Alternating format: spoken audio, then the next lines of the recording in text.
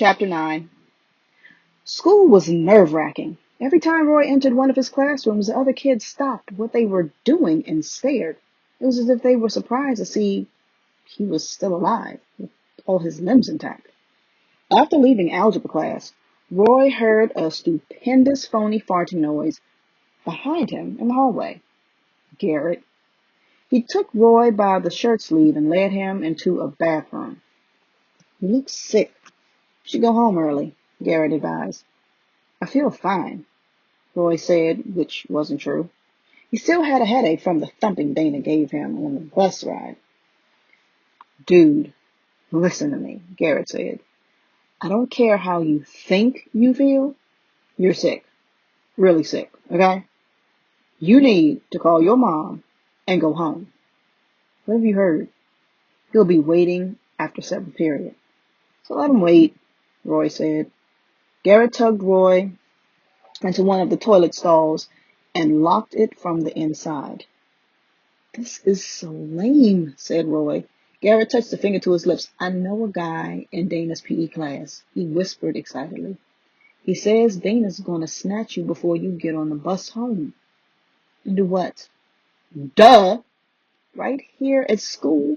"How?" Roy asked. "Bro, I wouldn't hang around to find out." "Hey, you never told me you busted him in the chops, too." "That wasn't me. Sorry." Roy unlocked the toilet stall and gently nudged his friend out. "So, what are you going to do?" Garrett called over the top of the door. "Take a pee." "No, I'm talking about you-know-who."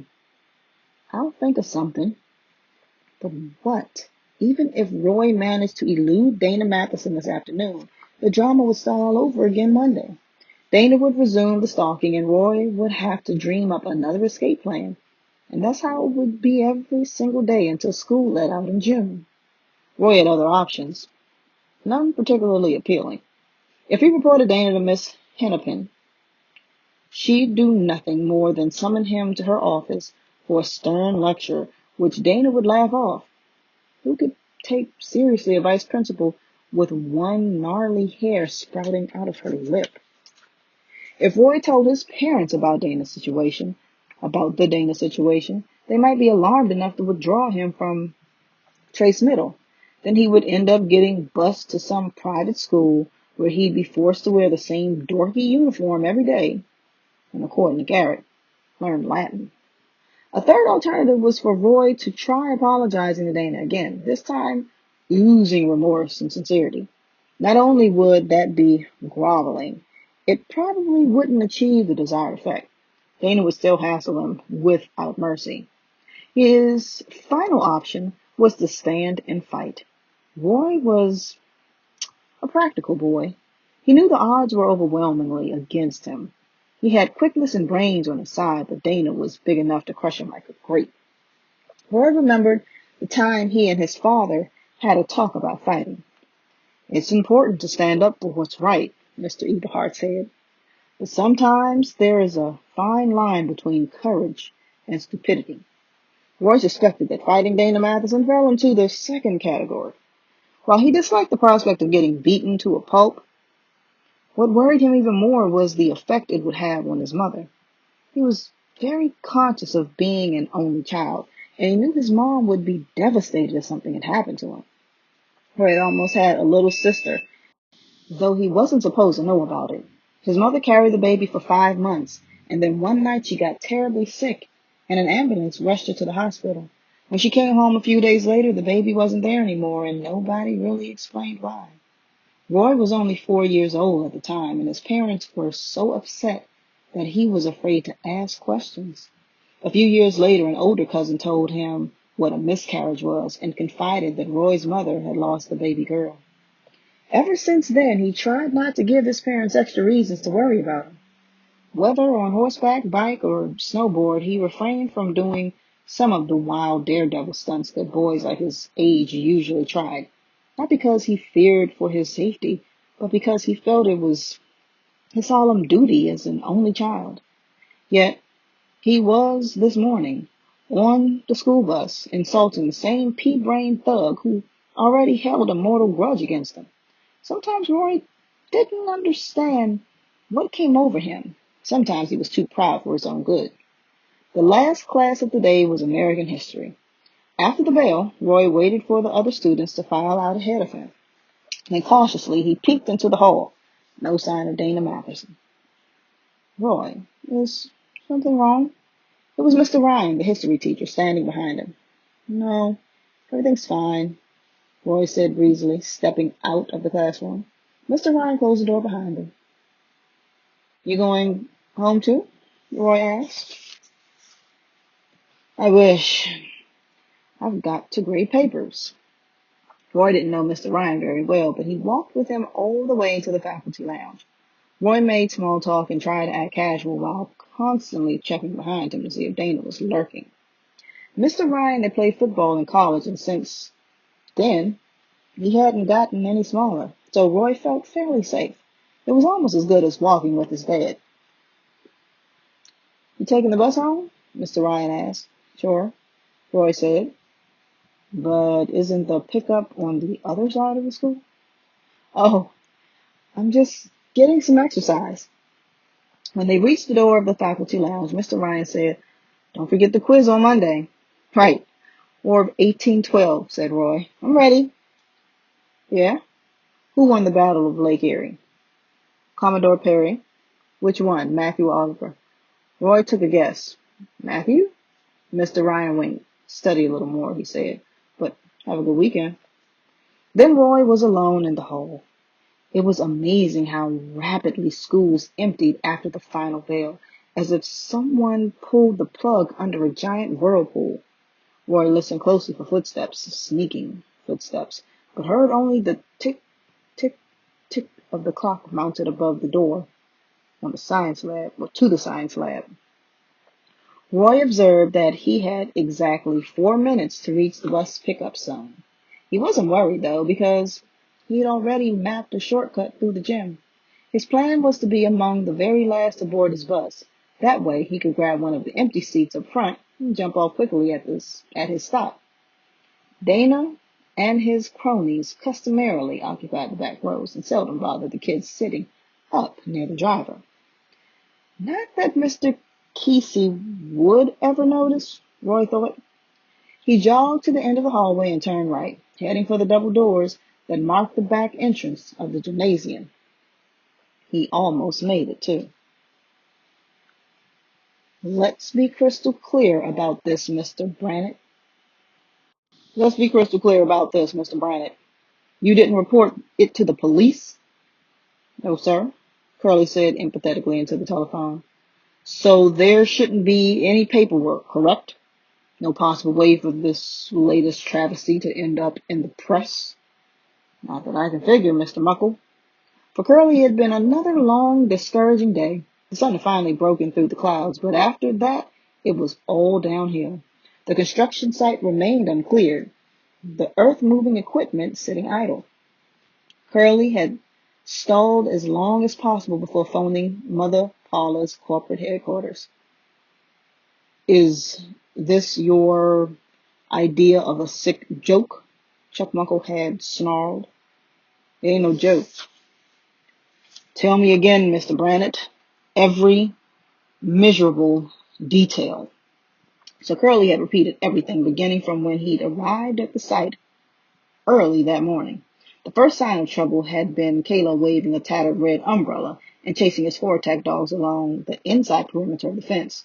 He was shrieking hysterically in German. Not wishing to be mauled by the dogs or gored by the umbrella, Curly had remained outside the gate, watching in puzzlement. A Coconut Cove police cruiser had pulled up to investigate. Officer Delenko, the same cop who dozed off while guarding the construction site. It was because of him that the spray painting fiasco had made the newspaper and gotten Curly into hot water with the Mother Paula's company. I was on my way to the station when I saw the commotion, Officer Delenko had said, raising his voice over the barking of the Rottweilers. What's wrong with those dogs? Nothing, Curly had told him. It's just a training exercise. The cop had brought it and driven away, much to Curly's relief. Once the Rottweilers were secured on leashes, Kalo had hustled them into the camper truck and locked the tailgate. Furiously, he turned toward Curly and jabbed the umbrella in midair. You try and kill my dogs. The foreman had raised his palms. What are you talking about? Caleb had thrown open the gate and stomped up to Curly, who was wondering if he should pick up a rock for self-defense. Caleb was drenched with sweat, the veins in his neck bulging. Snakes! He had spit out the word. What snakes? Yeah, you know what snakes? The place is crawling with them. Poison ones. Here, Caleb had wiggled one of his pinky fingers. Poison snakes with shiny tails. No offense, but you're nutty as fruitcake. Curly never once had seen a snake on Mother Paula's site, and he would have remembered if he had. Snakes gave him the willies. Nuts, you say? Caleb had seized him under one arm and led him to the portable trailer that served as Curly's office. There, coiled comfortably on the second step, was a thick, mottled specimen that Curly recognized as a cottonmouth water moccasin, common in southern Florida. Caleb was right. It was seriously poisonous, and its tail was sparkly. Curly had found himself backing up. I think you're getting carried away, he said to Caleb. Yeah? You think? The dog trainer then had told him toward the fence to point out another moccasin, then another, and still another. 9 in all. Curly had been flabbergasted. What you think now? Think Kalo is nutsy football? I can't explain it, Curly had admitted shakily. Maybe all this rain brought him out of the swamp. Yeah, sure. Listen, no, you listen. Each of dogs is worth 3,000 US dollars. That is 12,000 bucks barking here in the truck. What happens? Dog gets bit by snake. Dog dies, yeah. I didn't know about no snakes, I swear. It's miracles of dogs, they all okay. Pookie face. The snake came after him this close. Carlo had indicated a distance of about a yard. I took umbrella and pushed him away. It was just about then that Kalo had accidentally stepped in an owl burrow and twisted his ankle. Rejecting Curly's offers for assistance, the dog trainer had hopped on one leg back to the camper truck. I go now. Don't ever call me again. He had fumed. Look, I said I was sorry. How much do I owe you? 2 bills, I said. One for the dogs, one for my leg. Oh, come on. Okay, maybe not. Maybe I talk to Lloyd instead. Carlos' pale eyes had been gleaming. Maybe I cannot any longer train dogs. My leg hurts so much. Maybe I go on. What you say? Disability. For Pete's sake. Mother Paula's is very big company. Has lots of money, yeah? After Carlo had roared away, Curly carefully made his way to the trailer. The cottonmouth was no longer sunning on the steps, but Curly didn't take any chances. He set up a stepladder and hoisted himself through a window. Fortunately, he saved the phone number of the reptile wrangler who had successfully removed the alligators from the toilets. The guy was tied up on an iguana call, but his secretary promised he'd come to the construction site as soon as possible. Curly had holed up in the trailer for almost 3 hours until the reptile wrangler pulled up to the gate. Armed with only a pillowcase and a modified 5-iron, the guy had methodically scoured the Pancake House property in search of sparkle-tailed water moccasins. Incredibly, he found none. That ain't possible, Curly had exclaimed. They were all over the place this morning. The reptile wrangler had shrugged. Snakes can be unpredictable. Who knows where they went? It's not what I want to hear. You sure they were moccasins? Never saw one with a shiny tail. Thanks for all your help, Curly said snidely and slammed the trailer door. Now it was he who was on the receiving end of peevish sarcasm. Maybe you can train the snakes to guard the property, Chuck Muckle was saying. Since the dogs didn't work out, it ain't so funny. Got that right, Mr. Brannett. It's not funny at all. And cottonmouths can kill a person, Curly said. Really? Can they kill a bulldozer too? Well, probably not. Then what are you waiting for? Curly sighed. Yes, sir. First thing Monday morning. Music to my ears, Chuck Muckle said. The janitorial closet smelled pungently of bleach and cleaning solvents. Inside it was almost as black as night. Dana Matheson had reached out and snagged Roy as he ran toward the gym, pulling him into the closet and slamming the door. Nimbly, Roy had squirted out of Dana's moist grasp, and now he huddled on the cluttered floor while Dana stumbled around, punching blindly. Scooting on the seat of his pants, Roy made his way toward a paper-thin stripe of light that he assumed was shining through a crack beneath the door. From somewhere above came a bang and then a pained yelp. Apparently, Dana had delivered a ferocious uppercut to an aluminum bucket. Somehow Roy located the doorknob in the darkness. He flung open the door and lunged for freedom. Only his head made it into the hallway before Dana caught him. Roy's fingertips squeaked across the linoleum as he was pulled backwards, and again the door closed on his shouts for help. As Dana yanked him off the floor, Roy desperately groped for something with which to defend himself. His right hand had found what felt like a wooden broom handle. "I've got you now, cowgirl," Dana whispered hoarsely. He locked Roy in a fierce bear hug that emptied the air from Roy's lungs like an accordion. His arms were pinned to his sides and his legs dangled as limply as a rag doll's. "Now, aren't you sorry you messed with me?"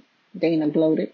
As Roy grew dizzy, the broom handle dropped from his fingers, and his ears filled with the sound of crashing waves. Dana's clench was smothering, but Roy found he could still move his lower legs. With all his unsapped strength, he started thrashing both feet. For a moment, nothing happened. Then Roy felt himself falling. He landed face up so that his backpack absorbed the impact. It was still too dark to see, but Roy surmised from Dana's whimpering gasp that he'd been kicked in a very sensitive part of his body. Roy knew he had to move swiftly. He tried to roll over, but he was weak and breathless from Dana's brutish hug. He lay there helplessly, like a turtle that had been flipped on his back. When he heard Dana bellow, Roy closed his eyes and girded himself for the worst. Dana fell heavily upon him, clamping his meaty paws around Roy's throat. This is it, Roy thought. The dumb goon is really going to kill me. Roy felt hot tears rolling down his cheeks. Sorry, Mom. Maybe you and Dad can try again. Suddenly, the door of the utility closet flew open, and the weight on Roy's chest seemed to vaporize. He opened his eyes just as Dana Matheson was being lifted away, arms flailing and stunned expression on his pug face. Roy remained on the floor, catching his breath and trying to sort out what had just happened. Maybe Mr. Ryan had overheard the sounds of the struggle. He was plenty strong enough to hoist Dana like a bale of alfalfa. Eventually, Roy flopped over and got to his feet. He fumbled for the light switch and rearmed himself with the broom handle, just in case. When he poked his head out of the closet, he saw that the hallway was deserted. Roy dropped the broom handle and streaked for the nearest exit. He almost made it, too.